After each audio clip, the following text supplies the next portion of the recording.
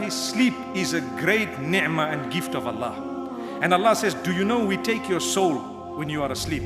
We take your soul. If death is written for you in your sleep, we keep that soul. So you die.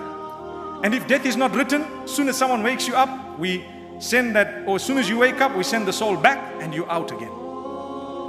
This is the explanation in the Quran. Allah subhanahu wa ta'ala says this in verse number 42 of Surah Zumar. If you read it, you'll get a shock.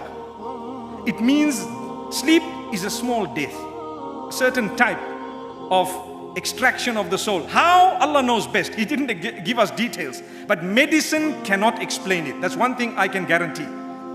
It cannot explain it fully. It might come up with a little bit here and there, but never fully. They won't tell you how you dream and what happens and so on. Perhaps just ideas and suggestions, but guaranteed answer? No. Subhanallah. This is Allah's gift. Allah says they won't know. Amazing.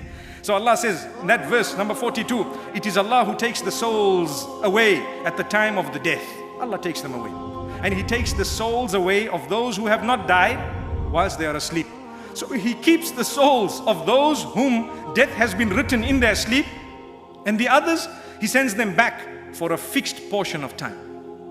This is the power of Allah. This is why before you sleep, and this is the point I want to raise, we want peace in the akhirah, don't we? Sort your matter out between you and Allah before you rest at night.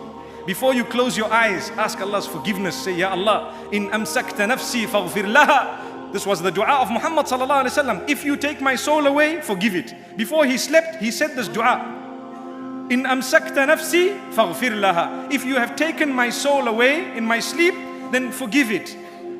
Wa in arsaltaha fahfadha bihifdhika alladhi tahfadhu bihi ibadaka as-salihin. And if you are going to send my soul back, then protect it with the same protection that you protect your righteous slaves by. What a powerful dua. So we should be making this dua before we sleep.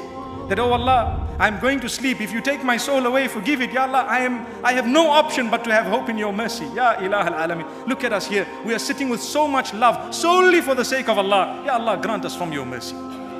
So my brothers and sisters, never ever become oblivious of the fact that before you sleep, quickly make peace with Allah. Ask forgiveness, even if it is one sentence, but make that peace with Allah subhanahu wa ta'ala. You never know, it might be the last time that you are going to close your eyes.